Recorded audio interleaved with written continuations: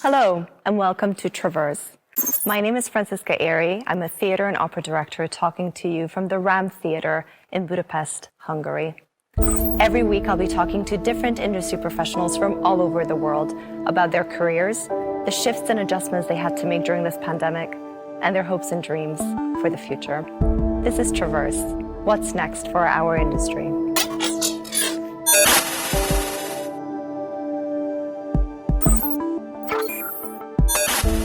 My guest today is Tom Scutt.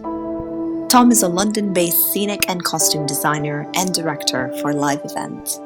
His work reaches extensively across theatre, opera, dance, exhibition, and live music, including collaborations with Christine and the Queens, the Pet Shop Boys, Sam Smith, Apple Music, and MTV. He works regularly in London's major theatres such as the National Theatre, the Royal Court, the Almeida, English National Opera, and the Donmar Warehouse, where he's associate artist, and is Tony nominated for his work on Broadway.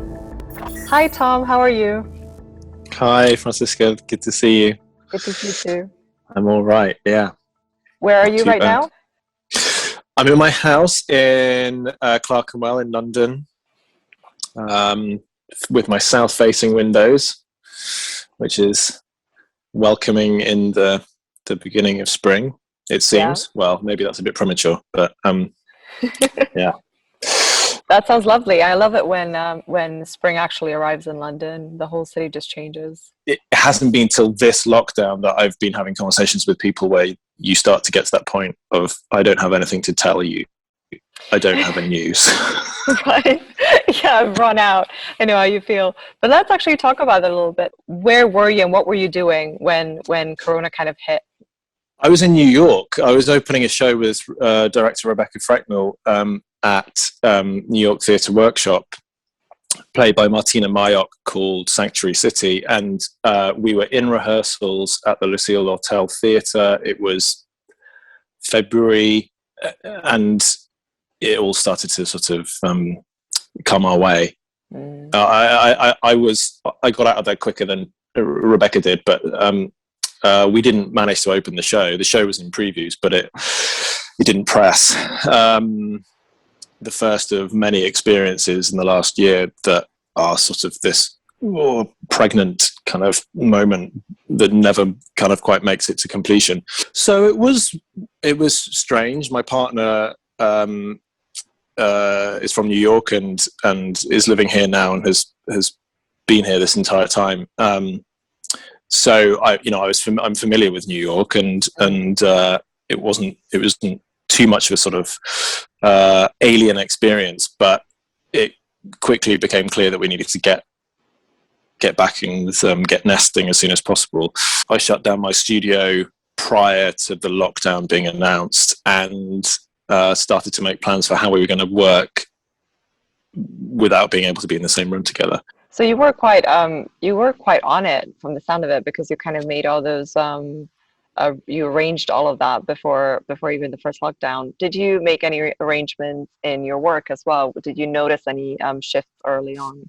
The first part of the process that goes completely is the ability to be in a room with the director or your team and a model box, and this bit of the process, yeah, where all the hands are in the model box. You can't really replicate that remotely. It's deeply frustrating, and the idea of sort of having to move people around for someone who's on the screen on the other side, it doesn't really work.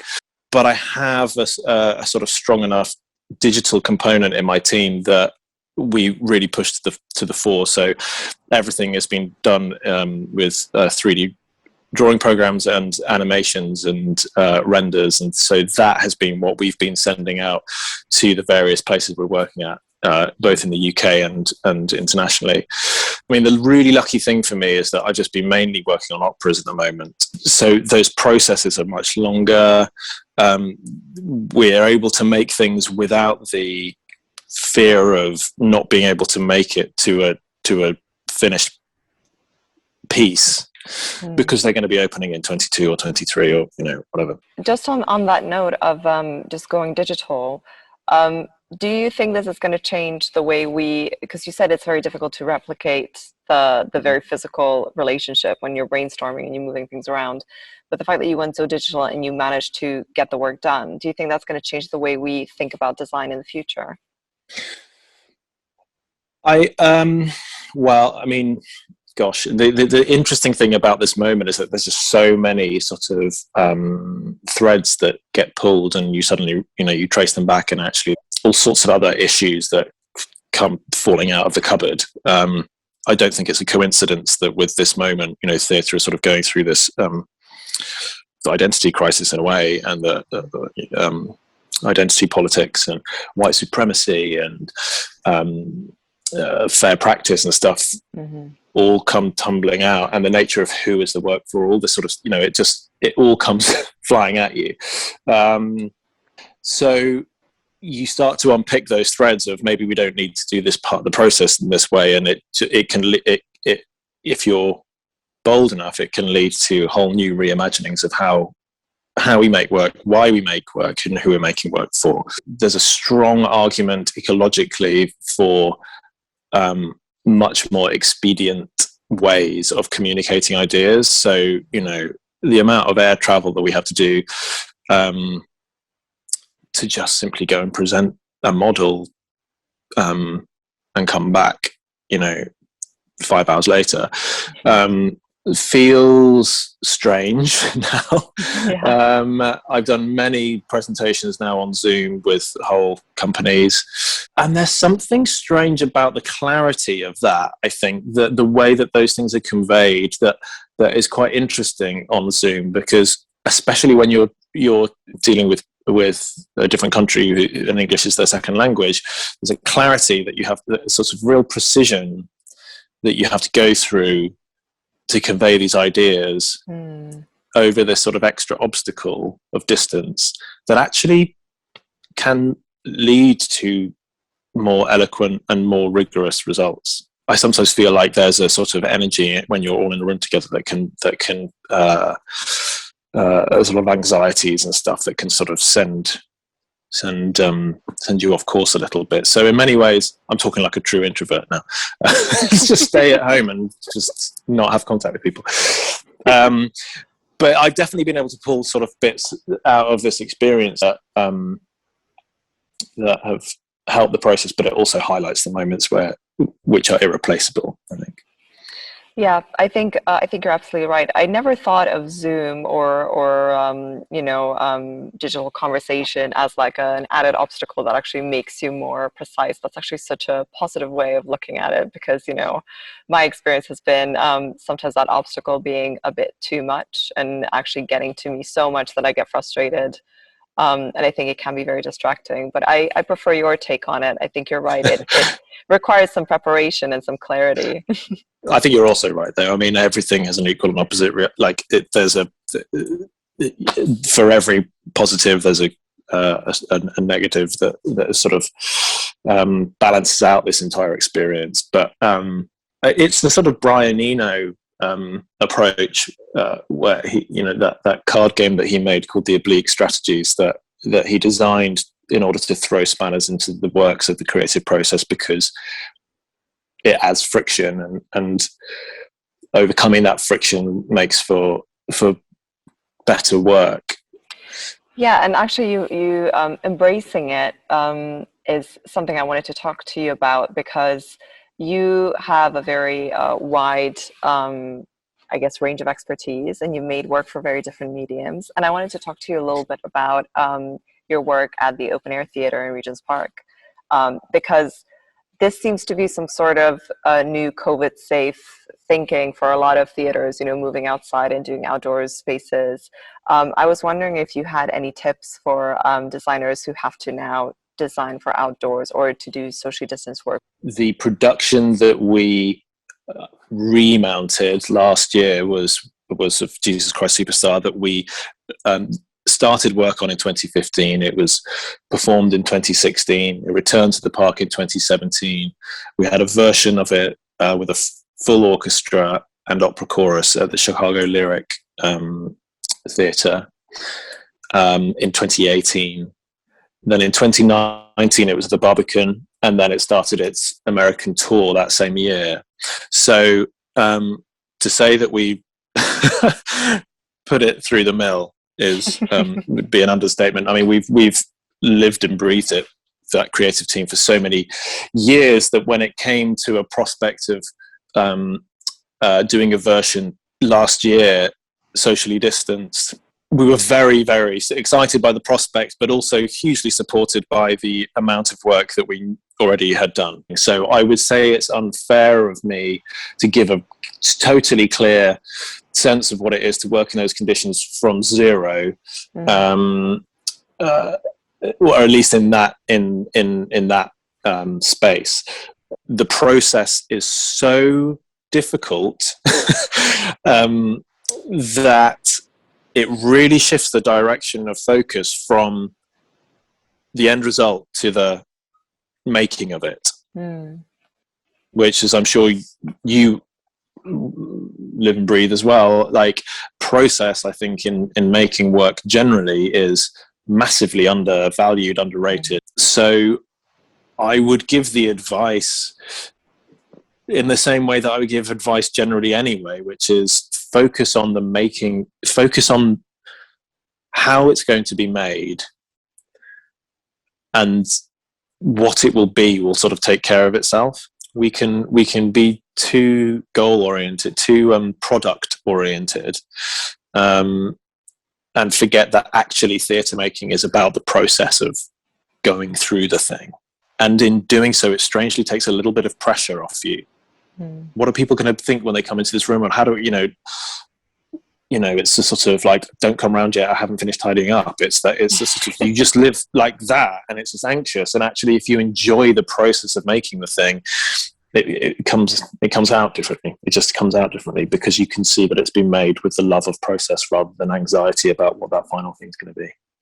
Yeah, and I think this year has definitely taught us to appreciate process more, because just the fact that you get to work, I think, with everything slowing down and stopping, really made you appreciate, like, walking into any rehearsal room, like, wow, I'm here and I'm making work. I think it has really shifted the emphasis, I think.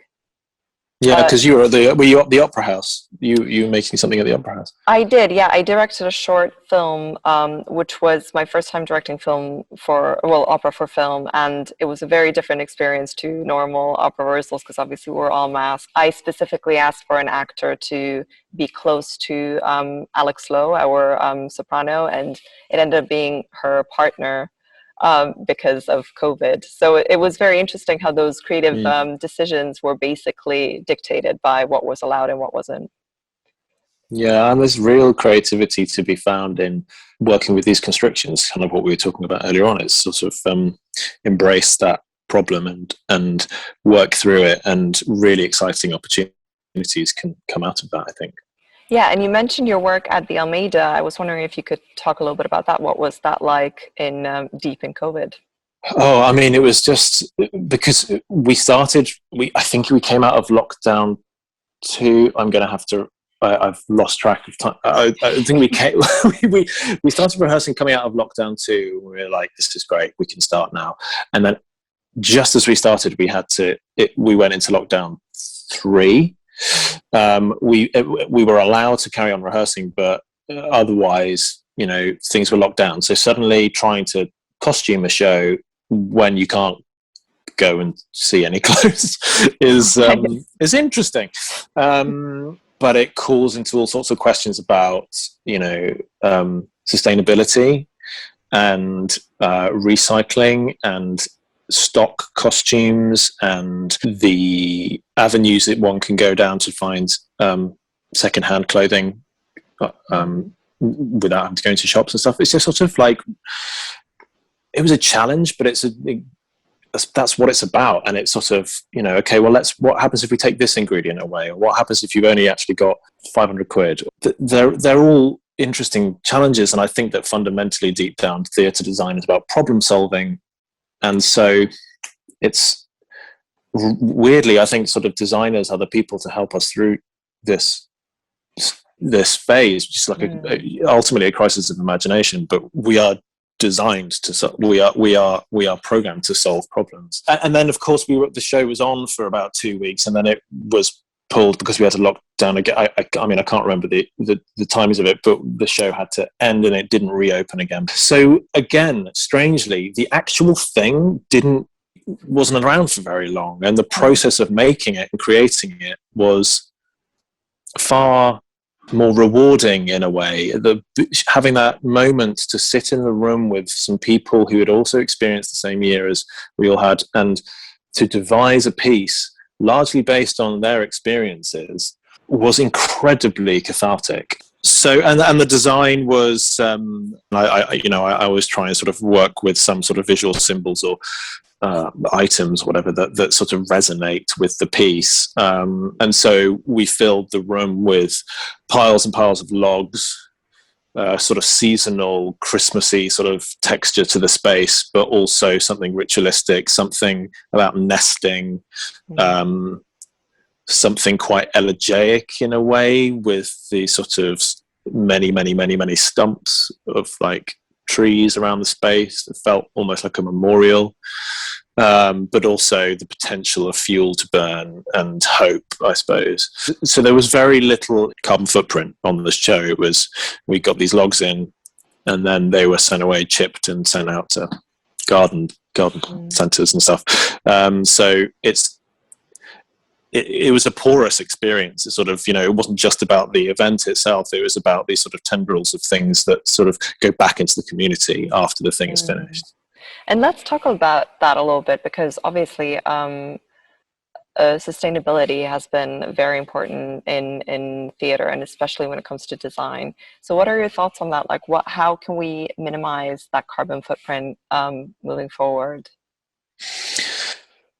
I'm asking you all the huge questions, Tom, today. You're going to solve the world's problems. Yeah, exactly. No, I mean, it's one of those ones where you start pulling the knitting and then the whole thing unravels. And it's one of those ones where it needs, the theatre industry needs some like deep root canal work to have it excavated and properly, rigorously gone over, rather than sort of cosmetically putting a plaster on it. And that takes time, it takes a lot of money, and room to think and to digest. And I think this is that time, and I hope that this time accelerates that thinking in a way that wouldn't have been so quick to move if we hadn't been able to have this time to stop and to digest. I think that we need to come back with renewed vigor to interrogate the politics of materials in a way. I've never really been a designer, despite the sort of stuff that ends up on stage. I've never really been a designer that starts from a need to fill the space with something. Yeah. That seems like a strange thing to say, but I think of myself as a theatre maker, and it might end up being that the entire thing is about music, or the entire thing is about whatever. But like, I'm not used to thinking in material terms off the bat. And I think that there is a slight discord between, and I think that there are many designers that are like that in increasing amounts. I think that, there's a whole sort of generation below me that are fascinated by the politics of designing and the industry in a way that we never really have had to be. Well, I certainly haven't had to be aware of before.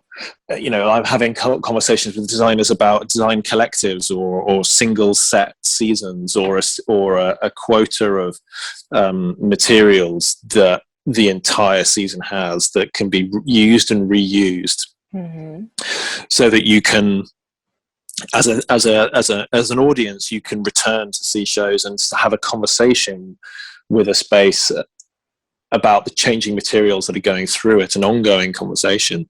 We're very quick to talk and think about the words that are being said by the people in those spaces, and to not properly interrogate the materials that they interact with, or the fact that the materials can hold storytelling, materials can hold politics, in the same way as words can, and it's a sort of two-way conversation between those two things. I much like the Almeida experiment, really, I try as much as possible now to find ways of integrating recycled materials into what I do. When you put that thinking alongside an image of, I don't know, the VMAs for MTV, that feels like a slightly disingenuous statement, but I think that's a slightly different strand of my experience, and in terms of my own artwork, that's what I'm interested in. I'm always interested in surfaces that have lived a life and will go on to live another life, and they are just passing by this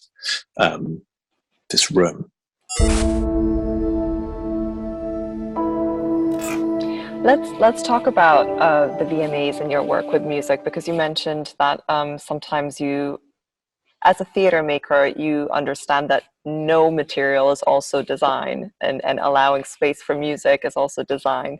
So you've worked with people like Christine and the Queens and the Pet Shop Boys and Sam Smith, and you have all these like amazing names on your CV. And I was just wondering, how different is it to approach work that way? And do you use your skills from theater and theater making when you are approached to collaborate that way?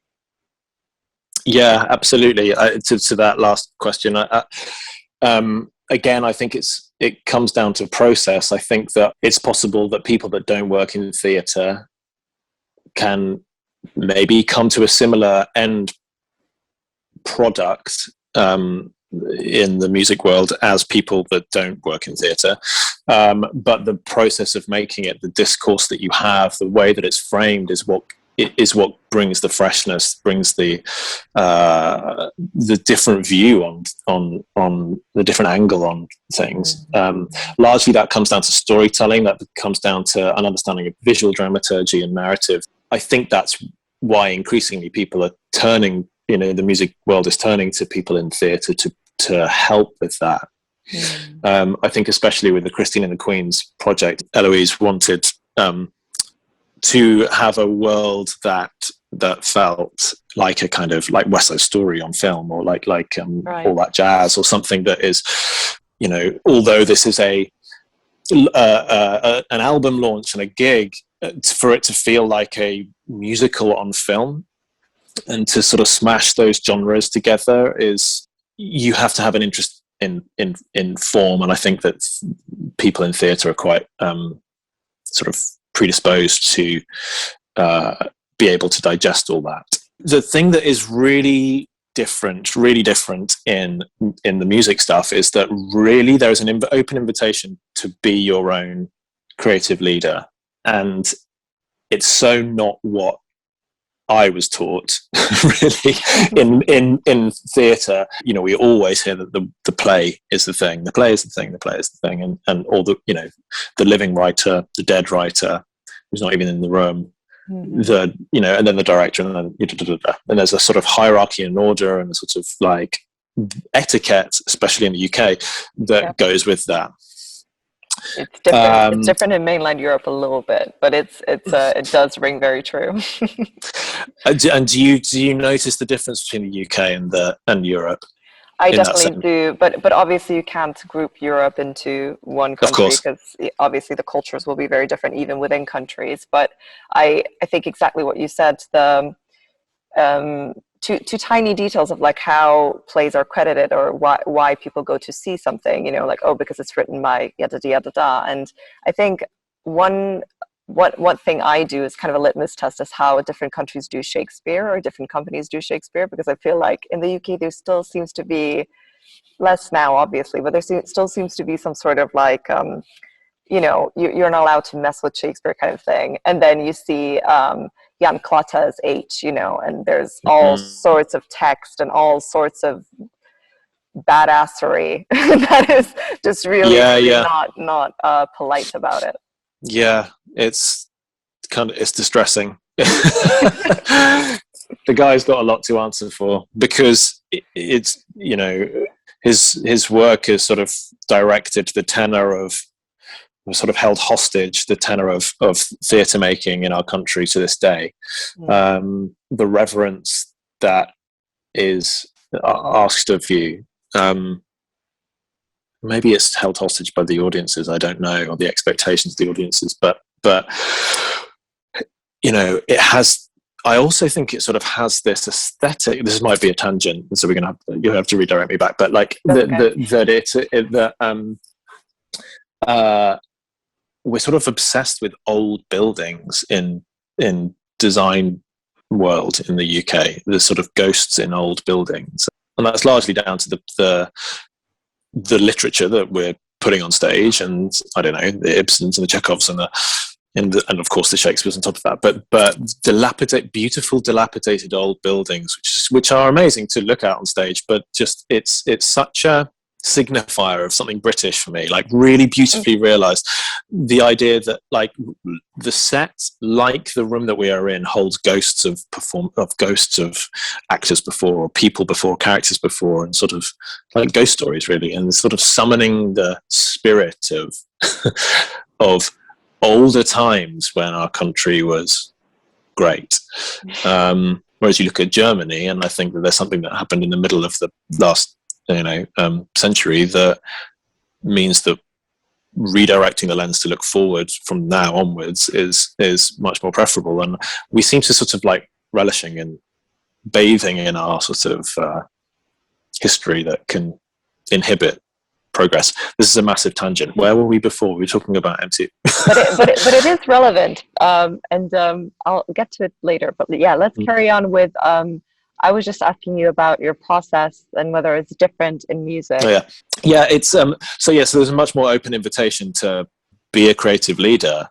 There's an expectation in a way. There's no director of sorts often. The roles are sort of split up into various different ways that can differ from piece to piece, and often there's a situation at the end where you're being asked, what do you want as your credit on the end of this thing?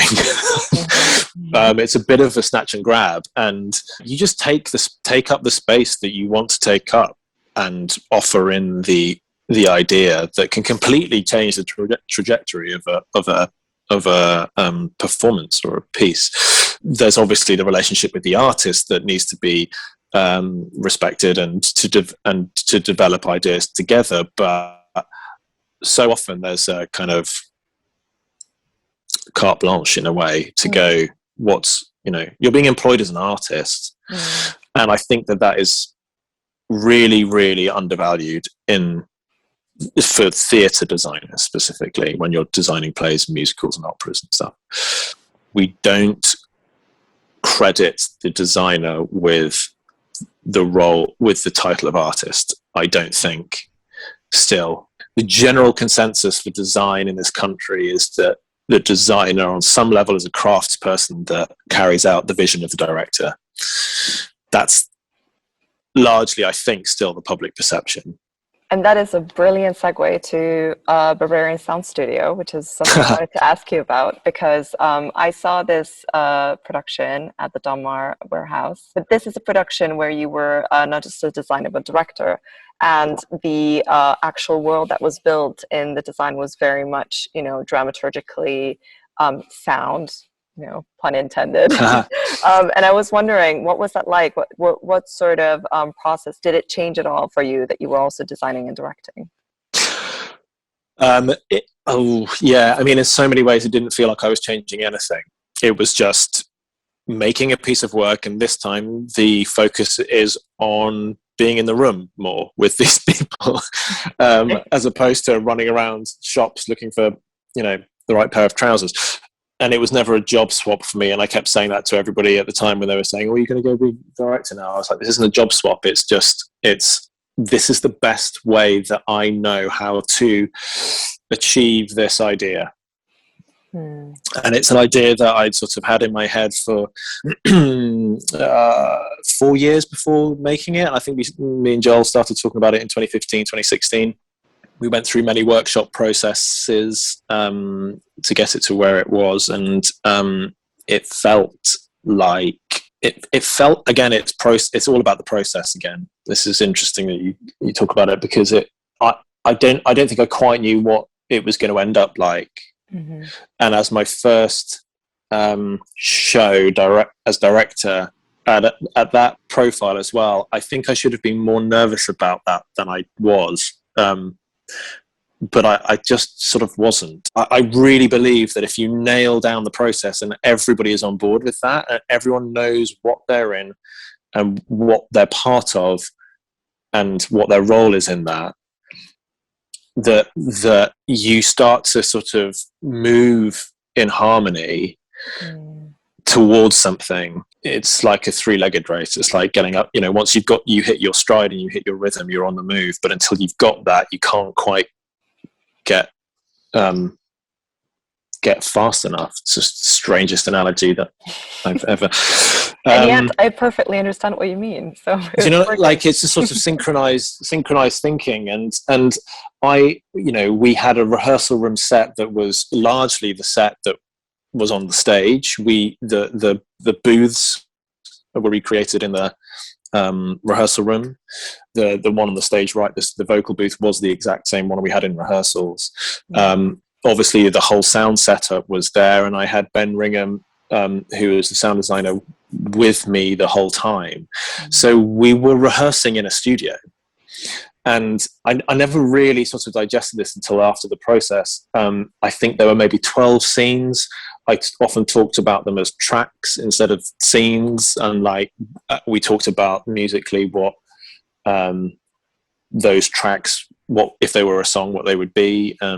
Often a day of rehearsals would start with saying, we need to record some X, Y, and Z. So can you get in the booth, and then can you go in the booth and doing it? So we were producing all the sound in the space as we were making. Everything that you heard in the piece was generated in that room. Wow. And so it weirdly was a bit of a Trojan horse. It didn't feel like I was going in there to direct a play with some actors. It felt like we were all making an album or something, like a Foley album or something. I mean, it was a real mix of stuff. I mean, I used to write music for shows when I was much younger, and I've always been fascinated by music and sound. That just felt like the right process, I suppose, for that piece. Every single person that was on that stage were making their Donmar debuts as well, which wasn't deliberate, but was subliminally meant something, I think. And so we all had this spirit, including myself, of kind of having broken into the building and through the back door, just to sort of try some weird experiment out. And I guess my expectations were middling, bearing in mind that I was doing a strange adaptation of an art house movie about 1970s giallo. I didn't really think that it was going to be, on Broadway 10 seconds later. So I didn't. All of that just was just not in my mind. I just wanted to know that I could go through that process, that I could achieve that, and that it would be something that I might want to do again. But it was an amazingly rewarding experience, a very strange thing that happened at the end of it, but one that I was really proud of, and it was an incredibly happy process, largely because I think that it was about, it was having everybody on the same track allayed a lot of fear. Whenever we did a rehearsal room run, I would get everybody to write something that they were afraid of, one of their fears, the fear cards, and they put them in a pot that I was carrying around with, and they just wrote it down and put it in the pot so they could just get rid of it. And we would do that a lot. And it was a sort of ritualistic exorcism of fear. And then did you use those cards to produce the fearsome sound of the monster? Yeah, I mean, that was, I can't even remember where that came from. It was, well, firstly, the fear cards were they remained anonymous and no one ever knew what they were. But of course, you read them and they were incredibly varied, from pigeons to my own one, which was, how do I end this play? But Tom Espiner, who's a Foley artist, was in the show, and Laurie Luxemburg, who's an opera singer, was in the show. And again, it sort of felt like it wasn't just like a group of actors. It was the real sort of interdisciplinary mixing of minds. And Tom would, I would just come into the rehearsal room every day and find him sort of like smashing some sort of thing to try and create monsters and things. He'd always be, he had a slinky stuck in a door jamb and like wiggling it on the other side. It was every day. Put his foot in a bucket, and it was like a kind of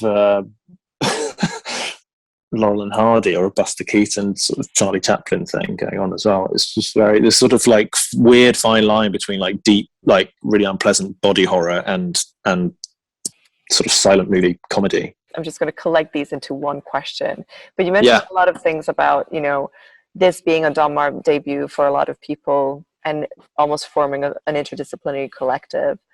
And then you also talked about, the buildings in the UK and the kind of ghosts that they hold. And then you also talked about sustainability and how sets might be part of a ref system almost, where you just reuse the same sets in one building. And I kind of wanted to ask you a question about all of these three things, about how do you see the roles of these buildings changing during COVID? We had Lynn Gardner on this show talk about how theaters have to rethink the way they are actually hiring artists, and the kind of collaboration between maybe having more residencies and more long-term relationships with artists. Do you, as a designer and also as a maker, see that shift happening?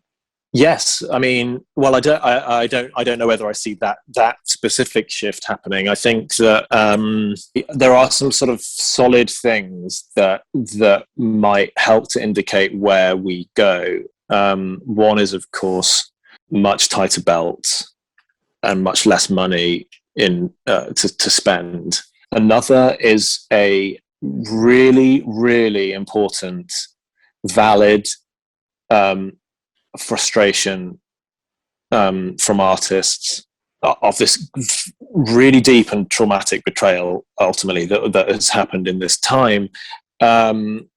There are people to blame. There are things to blame. There are some other things are just the way it is. But fundamentally, the people that fill those buildings with life and imagination and creativity have been cut adrift completely.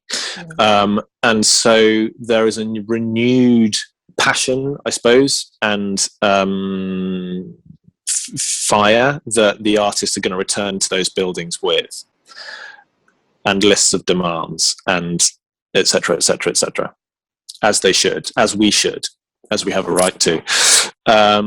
And so I'm excited by that. I'm really, really excited by what could happen if buildings started to yield more to the individual artists that they are employing.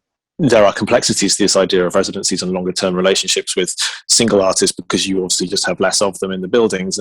And I want to see as many people in theatre and theatre adjacent creatives being brought into theatre, flooding theatre, so that we have this kind of extraordinary smorgasbord of creative minds. I think there is a lot of stuff that theatres need to be thinking about in terms of politics and in terms of who they're making work for and who gets to choose who works there, and the level of gatekeeping that needs to be really strongly addressed. I can think of sort of practical ways in which relationships can be more constructive within buildings and in collaboration with artists to produce a more bespoke process for that show. Mm-hmm. I think there's a lot of, this is what I mean about the yielding, is that you come into a building and this is how we operate, this is who will be production managing your show. And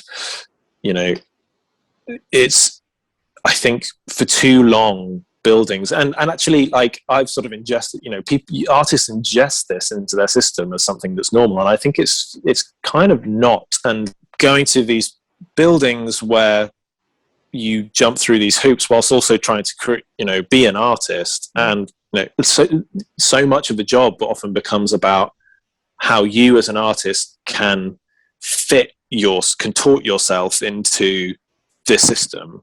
Yeah. In order to produce work for this company, you ingest that, and over time you think that's the job, and actually it shouldn't be. And I think there needs to be much more bespoke work that goes into what do you need from your process, when do you want deadlines, because all of that stuff can encourage new ways of thinking about design, that you don't have to have a material set that has to be delivered on this date as an idea, and because it might be that you don't know what it's going to be until the opening night, and that we need more bespoke processes like that, because then also when you do that, you're challenging the idea of gatekeeping, and also who is that person that holds those purse strings, who is that production manager, often a cis het white man, very, very often. What is the politics of that person working with a young person of color in their first design on your stage? How can you change the relationships there to encourage new ways of thinking, to nurture new voices and artists? Because that is the building's duties. It's not, the building doesn't belong to, it belongs to the people, and like that, we need to be representing that more, and every building should be finding as many ways as possible in which they can yield and shape to the artists that they are inviting into the building. Yeah, wow, very well said. I feel very inspired now to just knock on the door now and just say hello. Get the pitchforks out. I think you're right. I think this time has really made us reflect on what is actually not working anymore. And I think a lot of people are ready to be unapologetic about it. Yeah, and there's also a really disappointing but inevitable discord of the fact that the buildings are there with the furloughed staff, and yet the imagination, the creative ways out of it are in the hands of the freelancers. Yeah. That has been the problem, I think. That lack of communication, or the strained relationship between those two elements, needs to be massaged a bit more. This means more creative people in buildings. I'm an associate of the Donmar, but I strongly feel, and have done for a very long time, that every theatre needs resident associate artists from different departments that can say, storytelling doesn't just have to be done like this. Storytelling could be done this way, or why don't we start with a sound project? Why don't we start? Otherwise, you're always going to end up making work in the same ways. How do you feel about the solution that seems to be universally the way we make theatre now, which is streaming into people's homes? What are your thoughts on streaming? It's funny, isn't it? It's moved so quickly from a time where there was this thing about, I think it's taking audiences away from theatres, and I remember conversations, quite valid conversations, about making sure that the evenings that the big theatres choose to do their live streamings need to be more carefully considered for regional theatres, because if you put it on that night, that's the one night those people really go to those theatres, and they're seeing their numbers dwindle. And that was quite a binary conversation about, is it good or is it bad? And I think it's much more nuanced now because of the way the technology's moved forward, but also everything that's happened in this pandemic. I think that we need to be embracing it. I think that we need to be more creative with it as ever. I think it's not something, it's a genie that's out of the bottle, that we're on that journey, so we need to go further into it. I'm fascinated to see the National Theatre's filmed productions, not the streamed productions, but the ones that have been made for film. Mm-hmm. I think there is an elitism and a snobbery that sort of comes with the idea of the exclusivity of a performance. It's very strange if you think about it. You think about the porousness of sort of galleries, exhibitions, the massive auditoriums that can be filled with live music, and how music is available anywhere. And then you have theatre, which is this, you go to a landmark between 7:30 and 10:30 into a room where no one else can sit, and you sit there, and there may be as few of you as 100, and then you leave. It's so strange that actually, when you drill into it, is in danger of being the preserve of a very small minority, very small demographic of society. And I think that we need to find ways to crack that open. We need to find ways to introduce filming as part of the creative process to push the possibilities. Your project was streamed, was it, from the Opera House? No, it just they just put it online, but I actually found it difficult to think about, someone with, I didn't really have much film directing experience. So thinking about what is actually possible and what is actually lost in the process of filming, and how a camera's presence already is going to be different, not just from the point of view, like, what am I showing, but how does the singer feel with that, in her environment, and how she acts. And I think we need to think a little bit more about not just how are we documenting this, you know what I mean, but how are we designing for it? How are we directing the work that's actually going out? And what are the other ways of actually digitalizing something that's different to, a 3-camera, multi-camera recording that has panning and zooming and all that? And I was wondering if you had any thoughts on this. I think it. Yeah, I mean, I think you're right. While you were talking, then I started thinking about this sort of plethora of fashion films that have been hitting our computers. I've really become quite obsessed with them in the last year. It feels like there's a new thing that's sort of opening up. I think that fashion, full stop, is taking a huge amount from theatre, not least in the sense that you sort of have these characters that are in these costumes that now fill these ever more adventurous spaces. And now we're sort of watching them without anybody else in that room other than these camera people.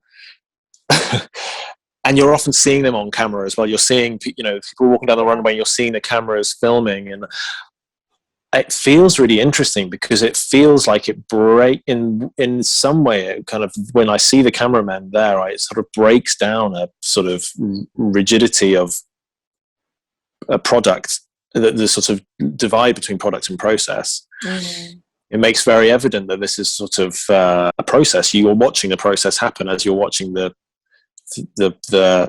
product happen, literally being carried down the stage in front of you. Whereas you used to sort of look at a whole audience watching people going up and down, more akin to sort of streaming, right? Like more akin to theatre streaming, and you don't see the evidence of the means by which it's being made. Yeah. So I'm sort of interested in how you can incorporate it in a conscious way. I think about it a lot in terms of are there ways in which you can sell tickets permanently, not permanently, but like for the run of a show, and you can watch on your computer at home whilst there are people in the audience, but you can also choose which camera you watch from or something, so that you have a choice of where you can sit throughout the piece, and in a way that gives you a better sense of the building, a better sense of the space, a better sense of design, and more of an awareness of how design works, rather than having just being dictated, the shot being dictated for you, which feels interesting in terms of there's a dialogue then between the audience and the work that you lack when you're not in the same space together. I just think, with all of these things, there are really exciting, fascinating ways forward in which forms just collide together, and something new is born out of it. And I see that happening so much, especially in the last year, the way that other mediums have really leapt over hurdles to create something new. And I feel like we've faltered slightly. We need to stop thinking about theatre as this thing that you come in at 7:30 till 10:30 and you sit down and what if it's a much more open prospect, or storytelling is, I don't know, is more open. It's sort of durational thing, or we experience theatre a bit more like we experience an art gallery or time on the internet or something. I don't know. It kind of reminds me of Tamagotchis almost, or the Camel Club. I think it was called the Camel Club. Maybe that was just a Hungarian thing. of just having a camel, and then it grows up and it goes to school and then graduates, and so you would check on it. I remember my cousins were obsessed with checking on it. Every time it's 6, I had to feed the camel and then go online. It was really badly designed as well. And I'm wondering if maybe it's about time, because that's really theater. You put something up there and it has a life from beginning to the end, and you check in with it every week, every day. And we are, as you said, we're so used to the form of like 7:30 to 10:30 or whatever, that we kind of forgot that there's actually, as you said, storytelling could be durational. It could take a year. I would love to make something that actually takes a year to actually experience. And those limits are basically happening because of space, I think. In a theater, it has to sit in these parameters and it has to be this time. What about if, you buy a ticket for a thing and your journey with that thing starts in rehearsals? Like, you can actually watch people making it. Yeah, that would be brilliant. Like the idea that, so you're not only watching the story that these characters go through over a few hours, but you're also watching the story of the people making it. I mean, this sounds like probably a director's nightmare in so many ways, but and very exposing. But you're totally right. I think there's, I was writing down some notes yesterday about our chat, and loads of stuff came down to time. All sorts of things about, what theatre design is and what people misconstrue it as is like, wow, look at this image on Instagram, isn't that amazing? It's meaningless unless, it's all about time. It's about sort of experiencing a piece over a period, like a piece of music, and how the nuance of how it affects over that period. And design has its own process on stage in the final product. There's a process that's happening. I became quite interested in the artist Sam Cannon over lockdown, who was creating live integrated music videos. She would have, an artist like Moses Sumney on her Instagram live, and Moses would perform and Sam would create these worlds around Moses, and I found it really fleet of foot, really, very light as a process and really expressive, and this kind of catching this amazing moment that then is just sort of gone, or there's a record of it, I suppose. But I think theatre, because of the amount of people it involves and how old the tradition is, it's just so heavy, and we haven't quite worked out the shortcuts or exploited the sort of extended life that it could have. It's like an oil tanker, and it's hard to do a 3-point turn in an oil tanker, like in a time like this. It's going to take a lot of time, but you just have to have those people in high up places to be brave enough and bold enough to start, and humble enough to start throwing theatre outside of the theatre doors. I hear a lot of people sort of saying, but is that theatre, when I suggest stuff? But is that theatre? But is that theatre? Which is tricky, because we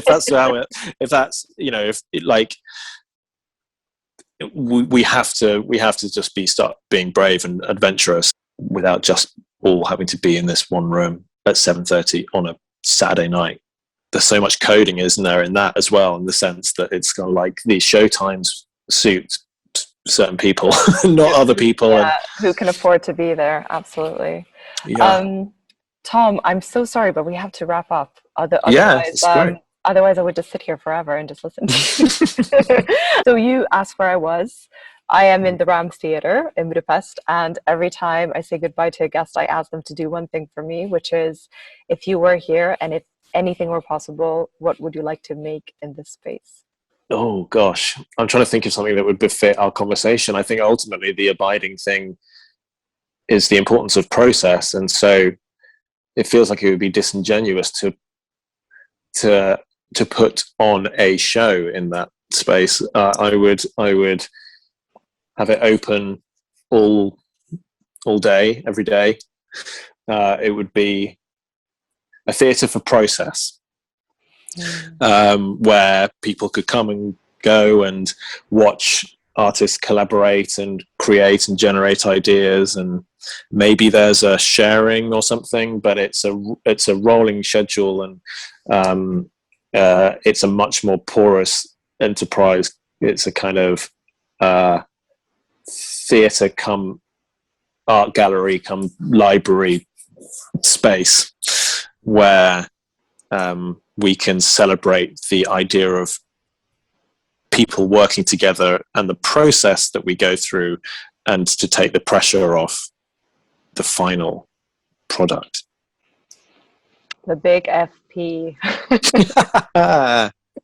Daunting. The big FP. Yeah. Well, it sounds like utopia. I would It's definitely. also first preview, isn't it? FP as well. So You're so right. Well, thank Yeah. you so much, Tom, for coming on this show and talking to me. And I really hope that everything that's been going on will actually lead to some sort of change that we're all looking for. And best of luck with all your work as well. thanks so much. Good to speak to you. This was Traverse. Thank you so much for joining us, and join us next time to see what's next for our industry.